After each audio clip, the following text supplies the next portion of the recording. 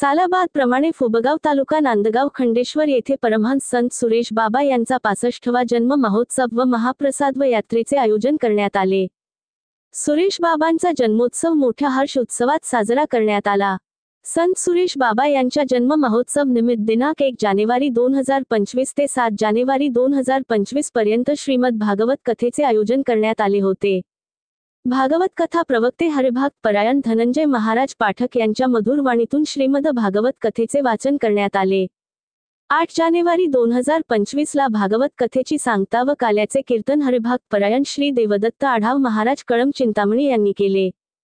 पुण्यतिथीनिमित्त मंदिराला व समाधी स्थळाला नेत्रदीपक विद्युत रोषणाई व फुलाने सजवण्यात आले होते। यात्रेनिमित्त गावात फुलांनी सजवलेल्या रथामध्ये महाराजांची प्रतिमा ठेवून शोभायात्रा काढण्यात आली।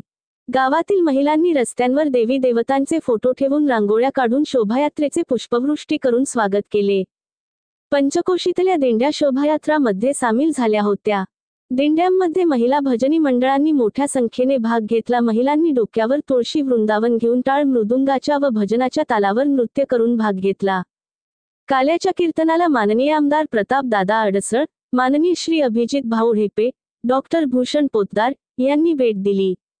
महाप्रसादासाठी 30 क्विंटल तांदूळाचा महाप्रसाद करण्यात आला होता। शेकडो कार्यकर्त्यांनी व फुबगाव गावातील युवकांनी, महिलांनी महाप्रसाद बनवण्यासाठी परिश्रम घेतले। महाप्रसादाचा लाखो भक्तांनी घेतला लाभ। यात्रेमध्ये तालुक्यातील मोठ्या संख्येने भाविक भक्त आले। यात्रेमध्ये बेलफूल पूजा साहित्याचे दुकाने, विविध प्रकारच्या खाद्यपदार्थाचे दुकाने, लहान मुलांसाठी विविध प्रकारच्या खेळण्याचे व महिलांसाठी गृह उपयोगी वस्तूंचे दुकाने मोठ्या प्रमाणात आले होते। लहान मुलांसाठी Mickey Mouse house, jumping pad, लहान झुले यात्रेमध्ये आले होते।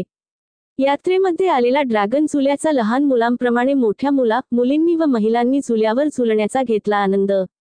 यात्रेमध्ये नांदगाव खंडेश्वर पोलीस स्टेशनचा चोख बंदोबस्त होता।